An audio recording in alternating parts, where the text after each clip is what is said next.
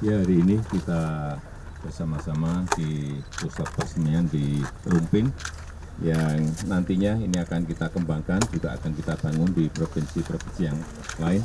Ada kurang lebih dalam rencana 30 pusat persemian seperti ini yang produksinya juga hampir sama, kira-kira 10 sampai 12 juta per tahun, yang kita harapkan ini akan bisa kita pakai untuk memperbaiki lingkungan, utamanya di lahan-lahan kritis, kemudian di hulu-hulu daerah aliran sungai, dan seperti tadi saya bicara dengan Banten, dengan Cianjur, mereka sudah kita kirimi. Misalnya di Banten tadi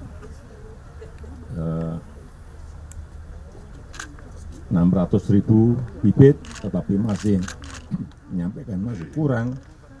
Dan di Cianjur sudah kita kirim 352.000, tapi juga masih kurang. Artinya memang sebetulnya hal-hal yang konkret yang kita bangun seperti persemian di Rumpin ini memang sangat diperlukan untuk terutama daerah-daerah yang kritis, daerah aliran sungai, yang ini akan memperbaiki kualitas lingkungan hidup kita.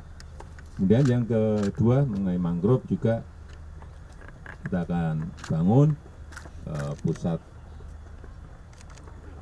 mangrove dunia di Kalimantan Timur, di Teluk Balikpapan, dan juga di Provinsi Riau, Provinsi Sumatera Utara, Provinsi Kalimantan Utara, dan juga di Provinsi Bali. Ini juga dalam rangka rehabilitasi hutan mangrove kita yang rusak, yang kita harapkan nanti akan kita kerjakan dalam 3 tahun ke depan kurang lebih 600.000 hektar. Saya rasa itu. Pak, sejauh ini pusat persemaian yang udah beroperasi selain di Rumpin? Baru di Rumpin. Sebentar lagi nanti yang di Sumut, kemudian juga di Mandalika, kemudian juga di IKN juga sudah mulai perataan tanah. Saya kira dalam 3 bulan ini akan selesai, insya Allah. Pak, soal COVID-19 Pak, ini angkanya agak naik lagi. Gimana Pak penanganannya? Ya, yang paling penting kita berpegangan pada angka positivity rate. Pegangannya itu kan harus di bawah 5%. Jadi masih pada posisi terkendali, meskipun kita tahu, saya sudah meminta untuk diwaspadai ada sedikit kenaikan.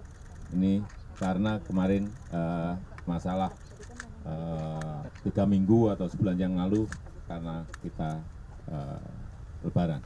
Tapi kenaikan ini saya kira masih dalam posisi terkendali.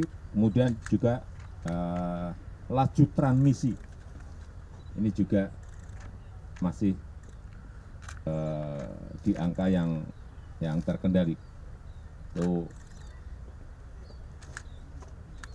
angkanya 20 per 100.000